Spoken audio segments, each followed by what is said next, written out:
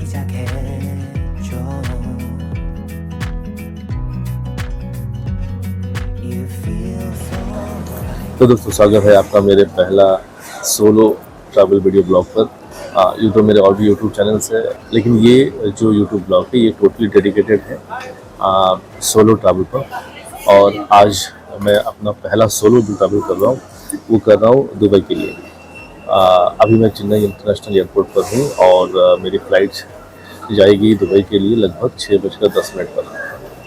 अभी बज रहे रात के 1:40।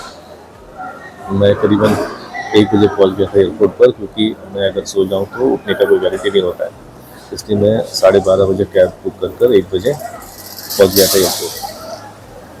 अब वैसे मेरा फ़्लाइट जो 6:15 को यहाँ से छूटेगा वो लगभग 10:15 को पहुँचना चाहिए यूएई दुबई, क्योंकि दुबई 1.5 घंटा पीछे चलता है। तो लगभग मान लीजिए 9:10 पर दुबई के टाइम पर मैं पहुँचूँगा दुबई।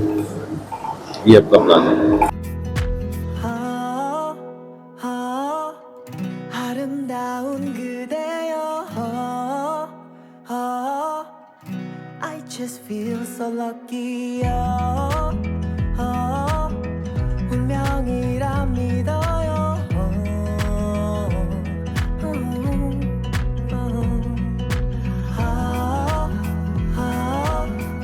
아름다운 그대여. मेरे पीछे एक एक्सचेंज करेंसी है, लेकिन ये लोग बहुत बेकार रेट दे रहे हैं। फिलहाल दिरहम चल रहा है एक भी 22 रुपये, लेकिन ये लोग रेट दे रहे हैं 29.7 रुपीज़, यानी कि 8 रुपये का प्रॉफिट एक दिरहम पे। अगर मैं 100 दिरहम एक्सचेंज कर रहा हूँ तो 800 रुपये में चेंज को देने होंगे, जो कि वेस्ट है।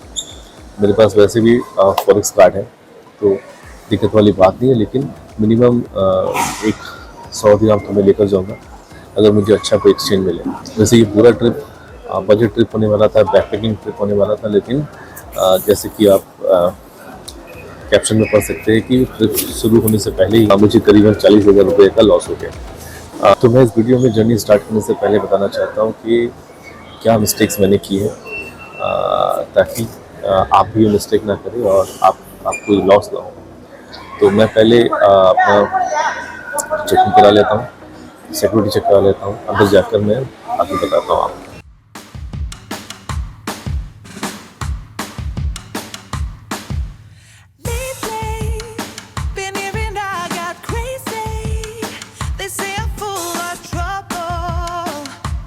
Living in bubbles, too late. They say I'm always too late, but I'm just spending my time doing what I feel like. And if you're down for it, yeah, I could take you in. But if you're not a fighter, I can't promise anything. लेकिन इतना बेकार security check मेरा आज तक नहीं हुआ। Means एक तरह का हरासमेंट सोच लीजिए। मैंने पहले ही बताया था कि चेन्नई में इंटरनेशनल टर्मिनल पे एटलीस्ट कुछ भी ऑर्गेनाइज नहीं होता।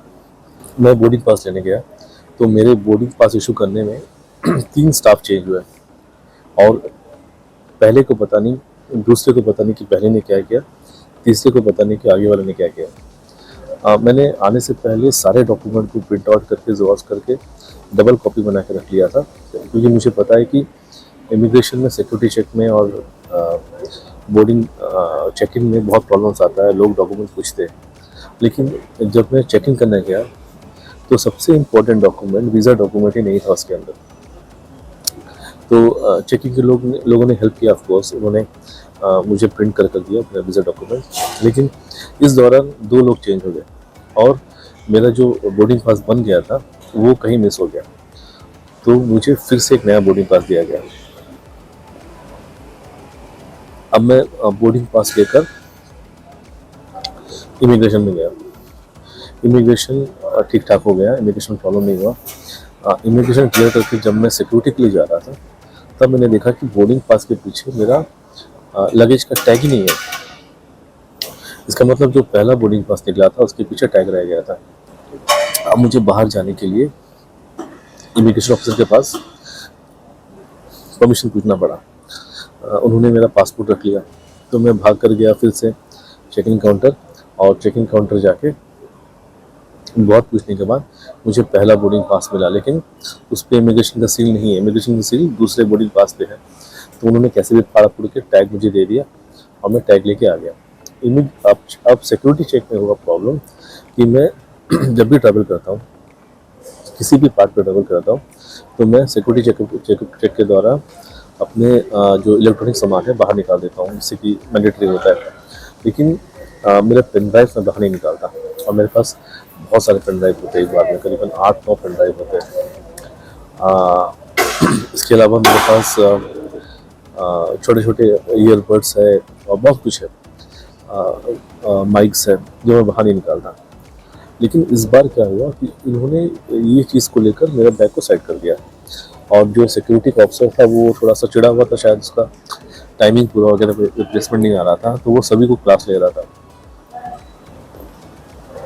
तो उसने मेरा बैग खुलवाया, सभी पाउच खुलवाए, सभी बॉक्स खुलवाए, सारा इंस्ट्रूमेंट देखा, मेरे बैग को फिर से स्कैन किया, तो उसमें बहुत टाइम लग गया।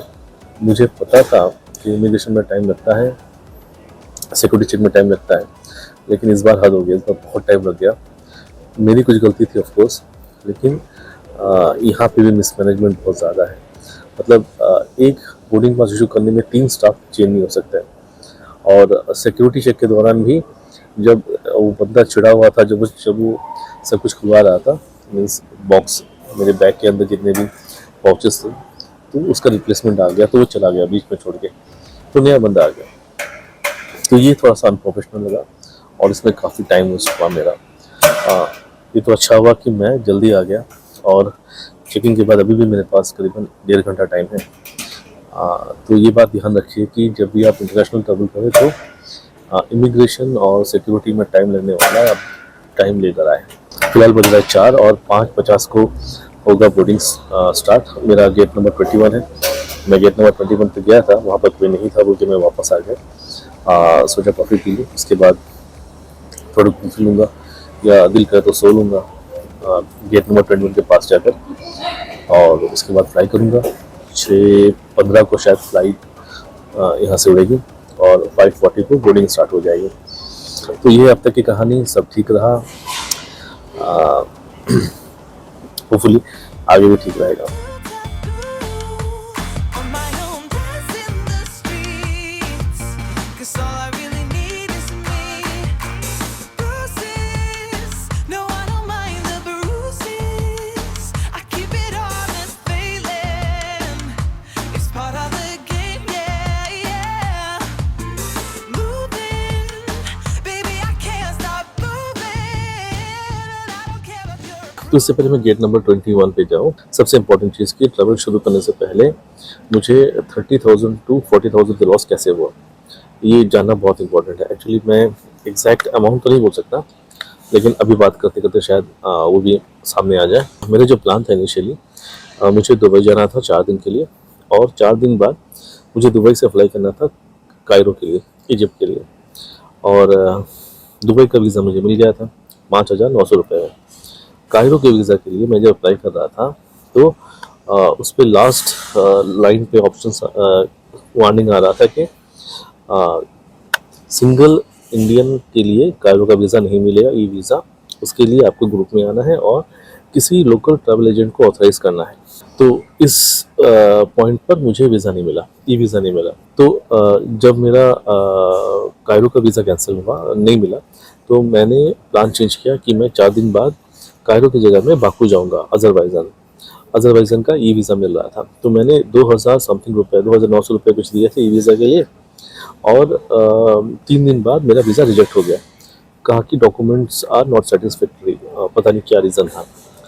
तो 3,900 रुपये वहाँ चले गए पानी में। इसके बाद मैं बोला अगर अज़रबैजान का वीज़ा नहीं मिल रहा है तो मैं आर्मेनिया ट्राई करूँगा या फिर जॉर्जिया ट्राई करूँगा। जॉर्जिया का वीज़ा मुझे मिल तो नहीं रहा था, लेकिन उसमें लिखा था कि अगर आपके पास दुबई का वैलिड वीज़ा है तो आपको वीज़ा का ज़रूरत नहीं है जॉर्जिया में। तो मैं डबल चेक करने के लिए जॉर्जिया एम्बेसी में फ़ोन किया, तो उन्होंने बताया कि अगर आपके पास मल्टीपल एंट्री वीज़ा है दुबई का, तभी जाकर आपको जॉर्जिया में वीज़ा का ज़रूरत नहीं है। लेकिन सिंगल एंट्री वीज़ा जो दुबई का होता है, जो मेरे पास है, उसके लिए ये वैलिड नहीं है। तो जॉर्जिया भी कैंसिल हो गया। जॉर्जिया के लिए मैं जहाँ भी अप्लाई कर रहा था एजेंट के थ्रू से, वहाँ बहुत टाइम लगने वाला था, तो जॉर्जिया नहीं हुआ।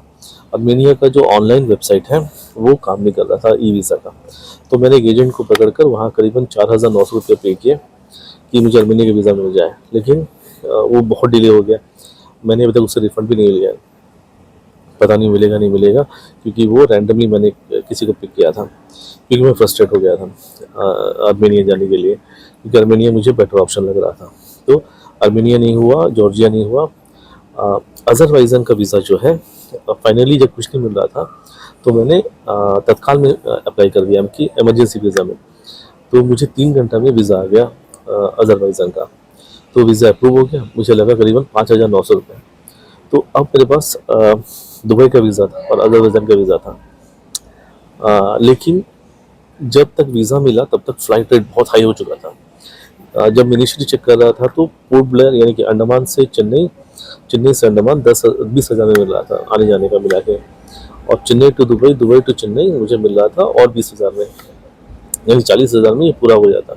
अब जब सब कुछ वीज़ा वीज़ा हाथ में आ गया तब मैंने अप्लाई किया, तो मुझे अंडमान पोर्ट ब्लेयर टू चेन्नई, चेन्नई टू पोर्ट ब्लेयर मिला करीबन 14,000 रुपये में, और Chennai to Dubai, Dubai to Chennai मुझे मिला करीबन 30,000 रुपये में। तो यहीं पर हो गया करीबन 14,000 रुपये नुकसान। इसके अलावा अज़रबैजान की जो फ़्लाइट था दुबई से अज़रबैजान, वो पड़ रहा था 25,000 रुपये, और अज़रबैजान से वापस चेन्नई पड़ रहा था करीबन 35,000 रुपये। तो वो एक एडिशनल 60,000 का कॉस्ट आ रहा था, तो मैंने अज़रबैजान ड्रॉप कर दिया। तो वहाँ नुकसान हो गया करीबन 9,000 रुपये। तो 24 और 9 31,000 तो ये हो गया। इसके बाद अर्मेनिया का जो पैसा दिया था करीबन 5,000 रुपये, तो 35,000 सोचिए यहीं पे हो गया। इसके अलावा मैंने 2 दिन का रूम बुकिंग नहीं किया था दुबई का, क्योंकि 2 दिन मुझे या तो कोई और कंट्री जाना था, और पहला 4 दिन का रूम मुझे बहुत सस्ता मिल गया था, 10,000 रुपये में 4 दिन का मिल गया था। अब प्रॉब्लम क्या हुआ कि उस जगह पे रूम नहीं मिला अगले 2 दिन के लिए, तो रूम मुझे बाहर लेना पड़ा, वो मुझे थोड़ा ज़्यादा रेट में देना पड़ा, तो वो करीबन वहाँ पे 4-5 हज़ार वहाँ एक्स्ट्रा खर्चा हो गया। तो कुल मिला के करीबन 35 से 40 हज़ार रुपये का नुकसान हो गया ट्रैवल स्टार्ट करने से पहले। कहने को तो ये बैकपैकिंग टूर था, लेकिन अभी एक्सपेंसिव टूर बन गया है। मैं इसलिए बता रहा हूँ कि अगर आपको भी बैकपैकिंग में जाना है तो हमेशा ध्यान रखिएगा कि वीज़ा बहुत जल्दी, बहुत अर्ली अप्लाई करिए, वीज़ा हाथ में आ जाए तब टिकट लीजिए, ताकि कोई कन्फ्यूजन ना हो। वीज़ा मिलना बहुत ज़रूरी है, और वीज़ा के लिए समय रहता है अप्लाई करिए, बहुत पहले अप्लाई करें ताकि आपको टिकट सस्ता मिले। वीज़ा अगर लास्ट मोमेंट में मिलता है तो आपको टिकट बहुत महंगा मिल जाएगा, इस बात का ध्यान रखिएगा। तो इतना ही था आपको बताना। अब मैं चलता हूँ अपने गेट की तरफ और जाके थोड़ा सोने की कोशिश करूँगा, और 5:40 को बोर्डिंग स्टार्ट होगा।